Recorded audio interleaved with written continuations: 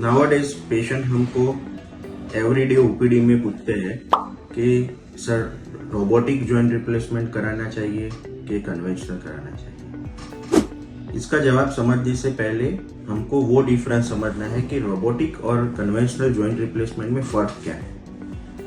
Conventional joint replacement में जो भी कट होता है बोन या जो भी सॉफ्ट टिश्यू का अलाइनमेंट होता है या बैलेंसिंग होता है, वो सारी चीजें कन्वेंशनल इंस्ट्रूमेंट सेट से होते हैं जो प्री डिसाइडेड होते हैं। जबकि रोबोटिक जॉइंट रिप्लेसमेंट के अंदर रोबोट को स्पेसिफिक केस टू केस जो डेटाज है वो हम लोग फीड करते हैं।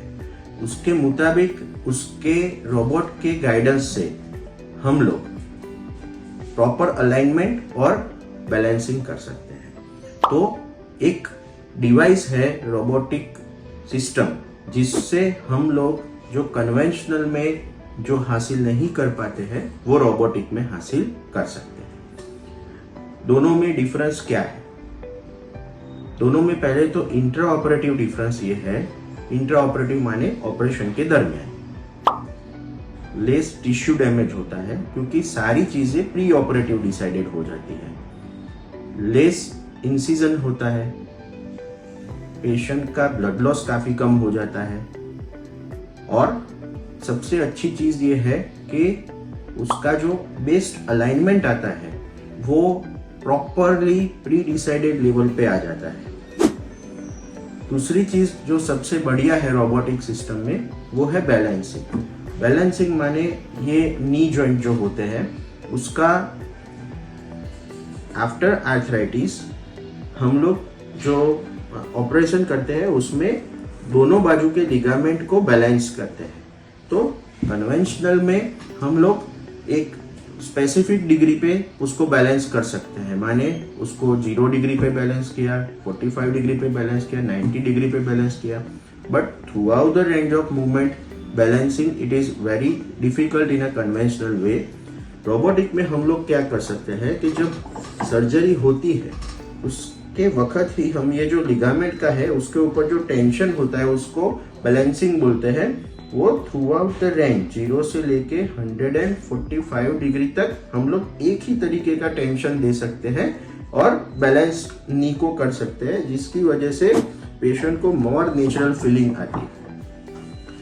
तो ये इंट्रा ऑपरेटिव चीज है।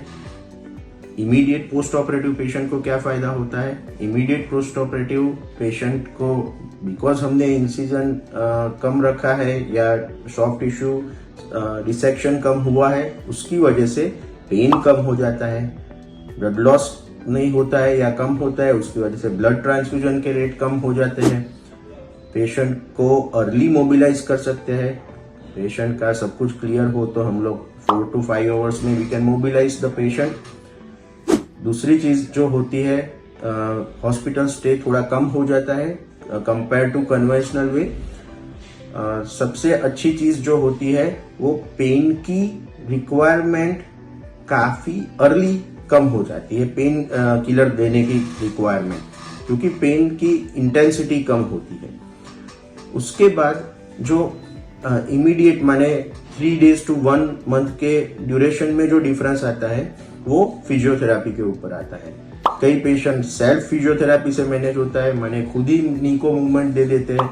कई पेशेंट को जो एक्सरसाइज कराते हैं उसके अंदर पेन काफी कम हो जाता है, क्योंकि जब हमने बैलेंसिंग प्रॉपर किया होता है रोबोटिक से तो इमीडिएटली जैसे जैसे पेशेंट पैर को मूवमेंट देता है द मूवमेंट गेट्स इटसेल्फ। इसका मतलब ये है कि फिजियोथेरापी करनी जरूरी है लेकिन विथ लेस पेन हो जाता है, और अर्ली मोबिलाइजेशन जो नॉर्मल कन्वेंशनल में 6 वीक्स में होता है वो रोबोटिक में 3 वीक्स में हो जाता है।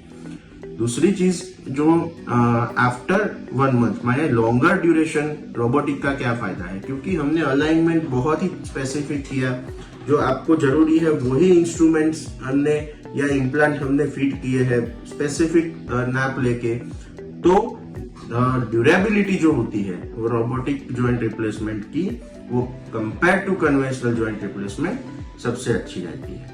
और क्योंकि रोबोटिक में हम लोग डेटा फीड करते हैं, कंटिन्यूस वॉच रखते हैं, हर बार हम लोग सेम टू सेम रिजल्ट देने की संभावना रखते हैं। उसका मतलब ये है कि कन्वेंशनल रोबोटिक से, कन्वेंशनल जॉइंट रिप्लेसमेंट से अगर रोबोटिक जॉइंट रिप्लेसमेंट की एक्सेसिबिलिटी है आपके पास, always go for robotic knee replacement, it is much better.